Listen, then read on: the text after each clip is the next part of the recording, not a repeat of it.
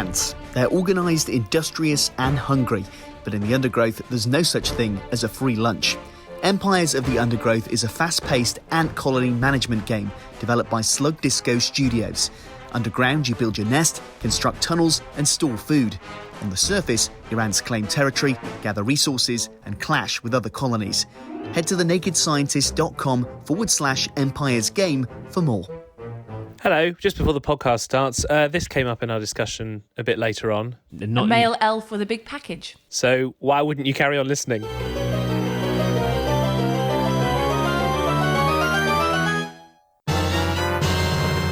It's not going to work in here, Chris. I mean, he's... Echo! Do it again. Echo! What film's that from? I don't know. Just talk quieter. Talk really close into like this. Let me just paint the picture here, guys. Yeah, but paint it in a less echoey way. No, hang on. We're sitting on a tiled floor covered in dust. Tiles? No, they're coming up. They're hard to clean. Yeah. In our new living room And because we've moved. So it's been a little while since our last episode because we moved house. And also I've had massive surgery on my nose. Which I intended to have, but it's fine. Do you think I sound a lot better? Don't pause for too long again. I won't say better. Just say more same. of the same. You haven't stopped snoring yet, so no. When did the doctor say you'll stop snoring? I'll phone them up. You keep saying, oh, he said between 2 to 3 weeks. No, he said 4 to 6 weeks. Between 4 to 6 weeks, and then it'll be between 8 to 20 weeks. Next year, perhaps. Anyway, do we have a podcast? I think we to can record. I think we can do it. Let's do this.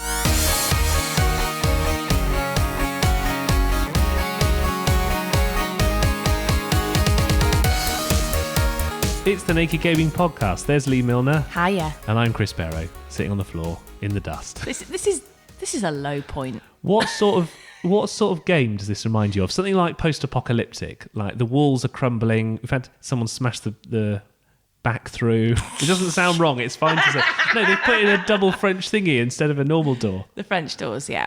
But we were going to play a house moving simulator game, but then we don't need it. We don't need it. Having actually moved house, Nope. I can't actually face the thought of even going near a game which simulates moving house. So I got it on my phone, but we ain't going to play it because it's just the thought of that. Because the real thing is hard enough.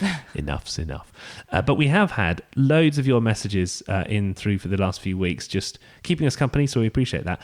One of the messages that really caught my eye that I thought we could do like a discussion podcast around is the fact that games companies keep re-releasing the same game but with slightly better graphics. So in recent times, Pluto actually, who's been on the podcast before, said, is it okay for companies to keep repackaging the same game every few years? This is because a company called Bethesda have announced that they're doing a 10th anniversary re-release of Skyrim for the Xbox and the PS5. Now, Skyrim is only 10 years old. Mm-hmm. It doesn't really need it. It doesn't really need it, right? But when you've got things like Crash Bandicoot... But that's a new game, though. Then they did re-release the first 3. Yeah, exactly. That's the question that we're going to tackle, first of all. And I'll give you a few other examples. Mass Effect Legendary Edition, which they released not so long ago, which we reviewed, and I love it. Oh, yeah. But also, your favourite game, Little Nightmares 2. Yes. They've just announced an enhanced edition No, they of it. haven't. They seriously really? have. They have for the PlayStation 5. Now, I get an enhanced edition because it's a better one, but it's still... I'm going to say something really controversial now. Right. I don't think that they should release a new version because it's a bit too soon. It's only just come out. But there's a but, right? The PlayStation 5 has just been launched. I know, and this is the problem. And you know that it's so much better on the PS5. So actually, I'm kind of intrigued to see what the new one's like. But the problem now is that when they release a game, you've then got to buy the upgraded version, and then you've got to then buy an anniversary edition in 5, 10, 15, 20 years later, and then they'll re-release it for another platform. It's got to end at some point. If you've bought the original, say, my favourite game, Little Nightmares, right? Could companies say, right, for an extra $5, you can upgrade, rather than pay... Perfect example. Rather than pay, again. That's the perfect example, because if you bought it on PlayStation 4, you can upgrade to PlayStation 5 for free. Great. But if you bought it on the Switch, like we did, you can't then get a free upgrade for the PS5. I think there'll be a massive difference from the Switch to the PlayStation 5. So, can you buy it for me, please? But then when you review a game, so we've reviewed that game, but then there's going to be an enhanced edition, so we're going to review it again and to see how much better it We'll is. do a mini review. A little review for Little Nightmares 2. I like that. Let us know what you think about it. There's been loads of comments about this online. Someone's just said, absolutely, I love remastered games. I live for remastered games. It is fine by me. I only buy remastered games. Well, but on the other hand, so I would normally come down on the side of absolutely not once the game is out, unless it's like 20 years. but like not 10 years. But like my example with Little Nightmares, Yeah. from the Switch to the PS5, aren't you intrigued to see the I am, difference? but the one that's causing me this, the sort of more contentious one, Ghost of Tsushima. Shashima. Bless you. The dust is, The dust is fierce. and now I can breathe it in through my nose all better. How aggressive! Ghost of Tsushima is getting a director's cut. Now that game only came out just over a year ago. A director's cut, it's just slightly different in a few ways. Like, do we need a director's? It's like films that have a director's cut. It usually only happens if the fans are clamouring. The director would have had a better vision. People already love Ghost of Tsushima. Are you implying that this could be a money-making scheme? Well, but then they're releasing like downloadable content as well as a director's cut. You don't need Maybe it's just greed. You don't need it all. We've just had a pandemic, man. Haven't you got enough money from us? Isn't it? Do you think it's just easier to re-release an old game than make a new one? Because you've got the thing is you've got a ready and willing fan base, like Mass Effect Legendary, which is massively against what I've just said. I'm loving it. I'm playing it on the PlayStation 5. It runs the quickest it's ever run. There's no loading time at all. I'm addicted to it, and I've already played it. I've played the 3 games. I've done it all already before. Just one last thing on this. If you're new to buying a PS5, it gives you the option then of just buying the remastered version. Did you think of that? I did think of that, and that's why I'm so annoyed, because the best situation would be to be a new gamer today. Because you can come in and just buy the remastered versions of all games you've never played. So I do get it, but for people who have been gaming all their life, to have to keep buying it every few years, I don't know. I know you can obviously just not buy it, but I'd rather they spend that. I'd rather they spend that energy. But we can't. No, they need to spend that energy making new games rather than spending all that time re-releasing the same one again. Stop kidding around. Snake? There was such an interesting article online the other day about character creation kits. You're doing your makeup. I'm just going to reveal this. Sorry, okay. You're doing your makeup sitting in the dust. Well, How do you feel? I'm trying to multitask because we've got to take the rabbit to the vets in about half an hour. Yeah. It's all right. Lean into the mic. Crack on. Crack on, laugh. I'm listening. Okay. There was an article about character creation in games. So, for example, in Mass Effect, which we've talked about already, you can choose to play as a man or a woman, or you can choose to have a different hairstyle. In Cyberpunk 2077, you could choose the size of your gentleman's area. That was one of the customizable options. Genuinely, I nearly smudged my mascara. you could do small, medium, and large. You could. It was an interesting thing. And then obviously nowadays character creation is getting. You can be an elf, you can be an orc, you can be a male elf, A male elf with a big package. Exactly. But There's your teaser there. we'll just put that at the front of the show. Just start the show. A male elf with a big package. Jingle. I'm actually going to do that. So everyone, if you heard it, that's why. But the point is, a really interesting article by Riley Constantine was written online, which I was reading through. And for Riley, I think it helped her realise a few things about herself growing up. Many years ago, when we were younger, it was a bit more difficult to talk about those sort of things. So that's one way of kind of expressing how she feels. And I've always said, gaming is a great platform for that. They're actually much more complicated as well, the actual systems of, because character creation before, you couldn't do anything. I mean, it was pretty standard. A hairstyle change was the max that it could handle. Anyway, I've been catching up with Riley to talk about this. Using myself as an example, I always did have feelings where I wished I was a girl, but I never really knew how to verbalize that. And one of the things that video games did was when it gives you the option to be, for me to play as a woman, it was it was always tempting. Like it had a certain allure, but because I kind of grew up in this quasi-religious conservative household, I always, whenever I tried to create a female character, I always felt kind of ashamed because I was afraid of what that would say about me. And then I would then delete that character and play as a male character. Like, I would play as masculine Shepard just because I felt ashamed to play as Femme Shep in Mass Effect.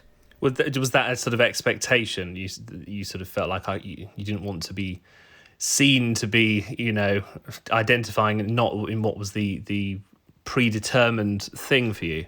Absolutely. Like, I just, I had this certain feeling that I was supposed to be some way, but then I was something else entirely. Like, it was hard. Character creation now is getting so amazingly involved. Like, I was playing Cyberpunk, and the character creation in that is, I was slightly surprised when it offered you the customizable option of how big would you like your penis to be. I was a bit like, surely you should fix some of the bugs in the game before you go for this kind of level of customization. But on the other hand, it was interesting because I was sort of having an argument with myself, like, well, you don't want to go to the top of the scale because that's just ridiculous. But do you know what I mean? Like, they give you all of these options, and it sort of makes you think about things that you never ever would have thought about before. I think Cyberpunk, with all of its flaws, is a good example of a character creator that just gives you like an awesome amount of options that kind of makes you think about the cross-section of gaming and identity just because of how many different ways you can create your character. It's kind of reminds me of Saints Row a bit, because the Saints Row games had an awesome character creator as well, though I think there's a bit of a difference because Cyberpunk is a much more serious game, bugs aside, and Saints Row is like the silliest version of Grand Theft Auto possible. I just wanted to just finally ask about the hopes that you had for the article, because you certainly made me think about character customization creation, which was such an interesting points that you raised. I also like the fact that you talked about people being eggs and hatching.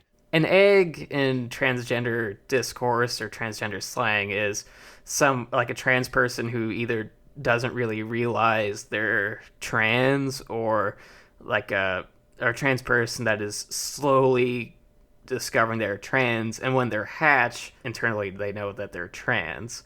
There's some internal community comedy about how eggs can be quite dense too, just because it's like there's all these obvious signs, and we keep I was guilty of this too, and we were guilty of just being like, well, I have all of these trans feelings, but that doesn't mean I'm trans. And then when they hatch, for trans women, they become a chick. So it's cutesy. Thanks to Riley Constantine for talking to us on the podcast. And that article is available online. If you just search it out, just look for Riley Constantine. It's the Naked Gaming Pod with me, Chris Barrow, and Lee Milner, you're still doing your makeup. I've nearly finished. Look, when you're really tired, it takes longer. You have to really paint your face on, do you? Second layer, third layer. Wow. Hang on, have we still got some of those trowels laid anyway? Trowels? What, you mean the filler stuff for the wall? I've got that metal filler. Do you want me to go get that scraper so you can use it? Just let it set for a while, and then I'll sand your face. I've even got setting spray. It's been a long few weeks for us, let's be honest. What with surgery and moving house, and now crouching in the dust. It's been glorious. Hey, one more thing to mention. This was quite a big story in the last few weeks. Netflix has announced that it's going to tackle video games. Have you seen that? What? Wait, what? Shh, quieter. What? Now with less echo. What? Now with more echo. What? So Netflix genuinely have said that they're going to wander into the world of gaming. Now, no. Amazon are already doing it because they're developing their own games. Netflix, the only thing that Netflix have done really with gaming that you and I watched was, remember that thing called Bandersnatch, which was the Charlie Brooker thing, and you could sit there with your remote control and it would say, choose your option. Yeah. And if you pressed a button, it would show you one path of the film, Yeah. and etc. That was their first ever kind of foray into gaming. They're going to start by kind of having little things on your phone, developing their own games, maybe having some streaming stuff in the actual Hey, Netflix, app. if you're looking for two podcasters or commentators, we're here. To do what? Here, To we're play free, their games? We're cheap. What? We're not cheap. No. Not now that the tiles need to be fixing. What have you done then? I've got mascara on my arm. They ain't going to pay us for anything. Maybe I can get a makeup artist. What, for the podcast? I can't see you. No, on Netflix when they Oh, employ see. us. I don't think they will. But what do you think about that? Them making games? I mean, they've done so much in the world of TV. I suppose it's only natural that streaming games is I think becoming it's more... exciting. I think it's really exciting. I've always said though, this is the way. This is the future now because What, streaming games? yeah, because it's just like news. You used to have to and anything really like episodes of things. You used to have to wait until a certain time to get it. Now everything's on demand. So what when you've got Netflix and you've got all those movies and films just at the touch of a button, why not add gaming as well? And I suppose if you're already subscribed and it gets you that on top, it's a little bit like Amazon because they have obviously Amazon Prime for video Yeah. and also the delivery stuff that Yeah. they do. But then the video that comes along with Amazon Prime, if you also got games on top of that, people would just think, well, I'm getting so much. Why wouldn't I pay 10, I mean, 15 Netflix quid a has month? its own little button on the controller now. Isn't that the best advertising of all time? Having a Netflix button. Right next to you, actually. It's also, no, but this is a new controller, right? It's got Netflix, YouTube, Disney Plus, and Prime Video all on the controller. It never used to be like that before. That's advertising right there, don't you think? That's good, though. And the fact that they are venturing into gaming must be some indication that gaming is doing really, really well at the moment, especially isn't it? during, the pandemic. Lots, sales have rocketed. So I think Netflix have seen kind of an opportunity there and thought, yeah, I'll have a bit of that. Well, we'll follow this as it develops in the next few weeks. We just got a quick couple of messages. Our friend on. Jono, right? Oh, Jono! John O'Brien, who we used to work Explain how we used to know him. with. When I used to do the radio, Jono used to be my producer, and Lee used to sit behind me and annoy me. No. No, hang on. I'm explaining the story. No, listen to this, right? So Jono and Chris were two little geeks that used to like hang out all the time. They used to you get into mischief at Radio Lincolnshire. And then when Chris first arrived, I said to Jono, who is that? I want a piece of that hot toddy. You did actually say that, yeah. Go find out. Go on. Go find out if he's got a girlfriend. So off Jono went, and he came back and went, oh, I'm really sorry, Lee, but yeah. I was like, all right, book's closed. Bye. Next. On to the next one. No, joking. Well, Jono has just bought a Nintendo Switch. Has he? Yeah, he queued up outside the shop. Queued up? Why? I don't know. I'm sure you can just go order it off of Amazon or something. They're very readily available, Jono. And I said, I'll get Zelda. And he's got that Mario Kart as well and MotoGP 18. So he's obviously a big racing fan. Does he like it? Yeah, he loves it.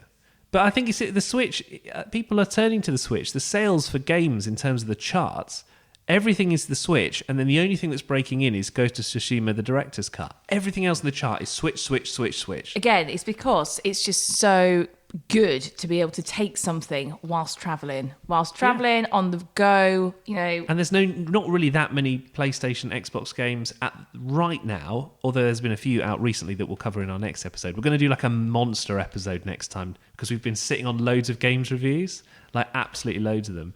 But I can't believe he actually bought one. And he doesn't like to spend money, does he? He's so tight. He's like my dad.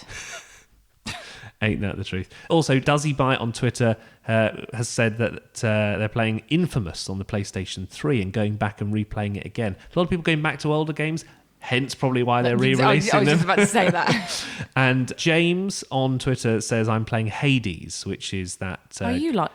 Game of the Year, won all the prizes, and now they've just brought it to PlayStation 5 as well. So loads of people playing Hades, although you didn't like it because it's not your kind of... You don't No. like the top-down view, do you? They're too little is what you say. I like to be in deep. What are you playing at the moment? House moving, real life house moving simulator. No, I've still got to finish Little Nightmares 2. You've been sitting on that for too long now. No, it's because we haven't got a TV on the wall. Where's the PlayStation anyway? It's in that box. We need... No, I can't do it if we ain't got... Anyway, So are you telling me to go and set up the telly? yeah, could you? Hang on, can we? I mean, you've got an hour before your next shift, so can you squeeze it in there? I've got to do some DIY before. I've got to go do my hair now. Can I squeak the table as a sign out? No, you can't. It'll hurt everybody's ears. But the tiles are coming up. Get going with the TV. Hang on. Oh. Sorry, everyone. Bye.